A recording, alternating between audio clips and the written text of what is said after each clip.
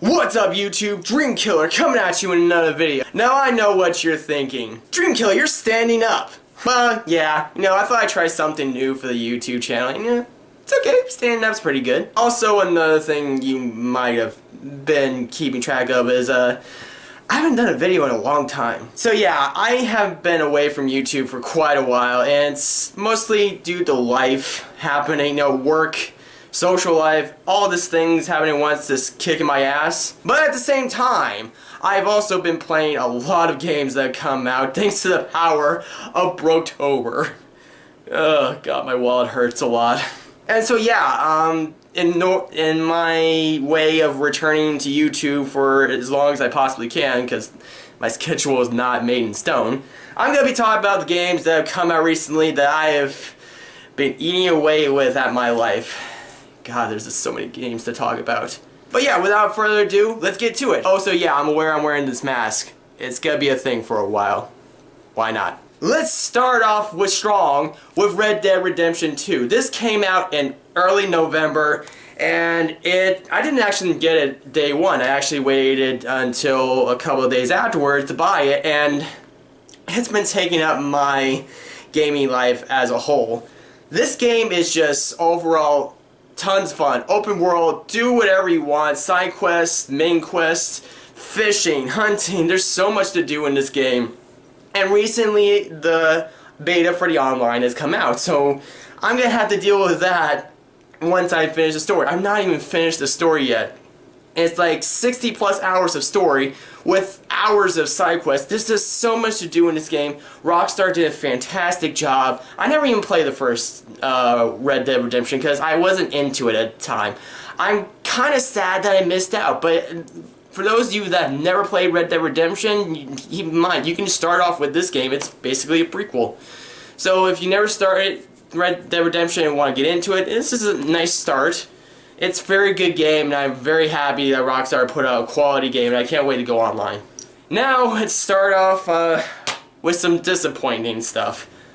I got Fallout 76. So, along with my pre-order for the Centennial, or Tricentennial version, I also got the Videodrome Pip-Boy, which I still have not been able to put together, because it's like putting together a model car. What the fuck, Bethesda? But, if you've heard about this game, you've heard about the negatives that have come out as of late. This game, in my sole opinion, was not what we should have gotten. This is basically Fallout 4, but with everything taken out that was good about the game. The game has potential, don't get me wrong, but Bethesda just didn't nail it in the park with this game. It's buggy, there's not a whole lot to do with the fact that there's no NPCs that give you quest lines. The game just feels empty. And yeah, you got the player base acting as the NPCs of the world, but let's just face it, gamers are just assholes and just want to shoot each other. That's at the end of the game. The community for Fallout 76 is decent, but they made it clear they're not happy with this game. And if you've seen that video, that one guy trying to return to GameStop and having a fit that he couldn't, you can see why. They still credit. I want my money back. Nothing that I can do about it. That's just their policy. Like, it won't even come back in as a return to a brand new game. It's when I scan your receipt, it's gonna see when this one was bought, and it's gonna automatically give you trade credit. I'm really getting pissed off right now. I'm really getting pissed off. How you doing today, sir?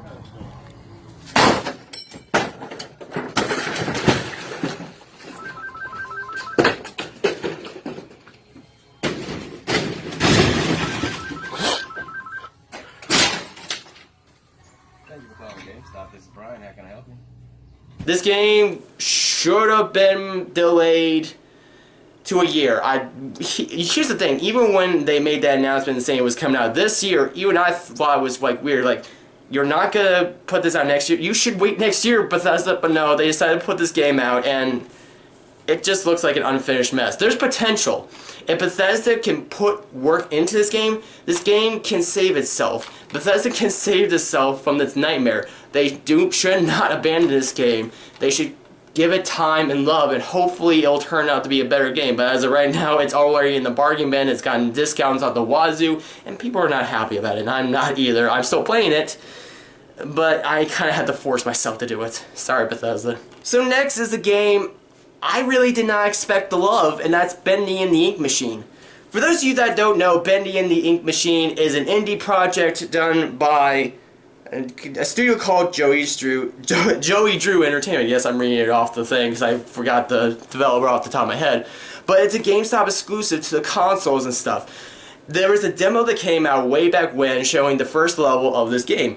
And I liked what I saw. It's very good. It's very amazing to the eye, the art style. It's very old, black and white-esque. It has a lot of mystery to it until you get to the jump scare at the very end. But through and through, the mystery of what was going on in that demo, I loved it from beginning to end. The whole cartoony art style, because basically you're in a haunted studio where all the cartoons are coming to life through this thing called the Ink Machine, and then you got this demon king called Bendy that wants to fucking kill you.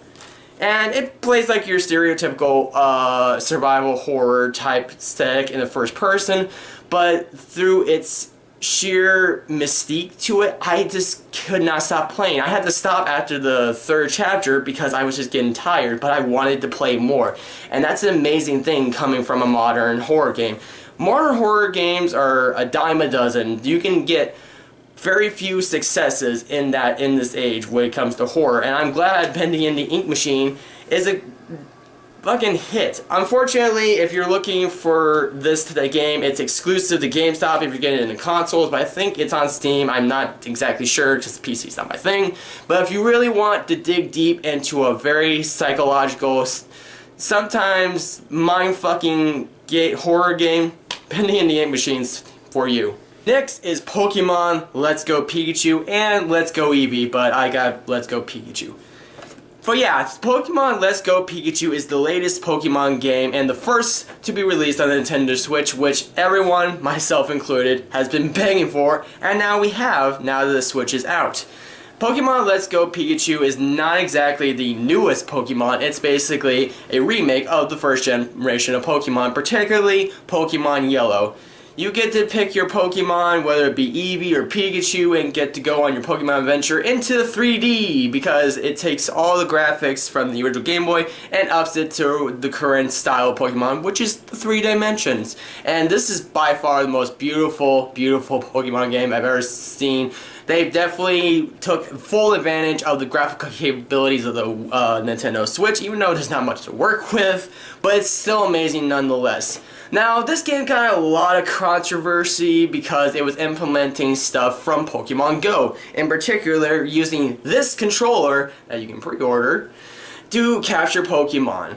Now, I will admit, I was a little mad that they were taking stuff from Pokemon Go because while I had fun with Pokemon Go when it first started with my friends, afterwards the trends started to fade and everyone moved on to the next thing. But honest to God, the stuff that they put in here is not that bad. Yeah, you'll probably get bored after a while just constantly throwing Pokeballs just to capture the Pokemon, because it doesn't have that style of where you fight the Pokemon and then capture them and just straight up throw it and hope for the best. But honestly, I don't mind, because, you know, this type of style is just for the casual folk that just want to relax, play a game, and move on. And I don't mind that, because at the end of the day, that's all I want out of a Pokemon game, is just to play casually and just enjoy my experience. And that's sort of what's been lacking in Pokemon that's come out. It's just, they've added so much to make it so complex and everything. There's just the charm and the casualness of Pokemon is just gone. Yes, we're going to get a fully realized RPG-esque Pokemon game soon to come from what Nintendo has said, but for right now, I'm happy with what I got, because it improves so much for what the formula has done by just stripping away a few things and adding stuff that's necessary. Let's talk about the fact that the Pokemon are not random encounters anymore. I am so happy that they did that, because I just hated having to do a random battle with a Pokemon I've already captured when I'm trying to get a Pokemon that I don't fucking have.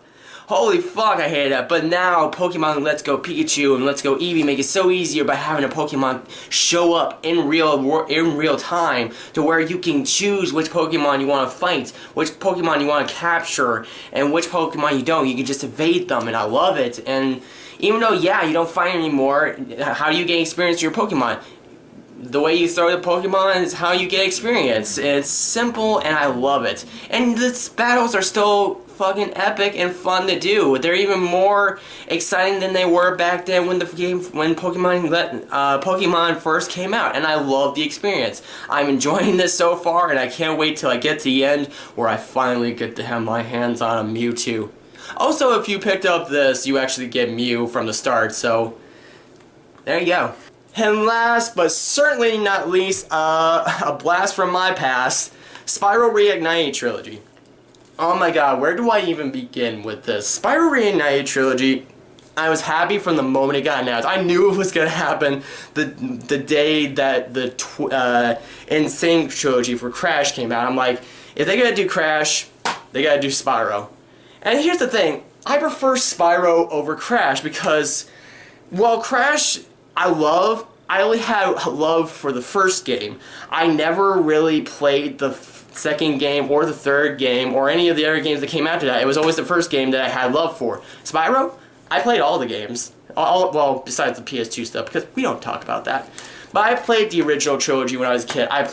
Here's the thing, I started with Spyro 3. Spyro 3 will be my favorite Spyro game ever. And then later on I played the first game, and then I got to play the second game, and I just loved every single one of them.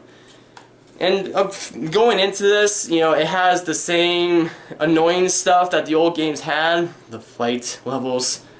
But so far I've only played through Spyro 1. Hopefully I can do another video going more into detail about Spyro Reignited Trilogy once I've actually beat it.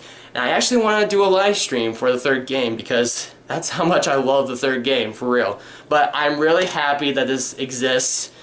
New fans, new people who have never played Spyro can get into it, become a fan, and old fans like myself will go back and relive their memories once more, either nightmarish or good. I love it. But yeah, that's the games I've been playing all throughout the time I've been away, and god, it's just so much to take in.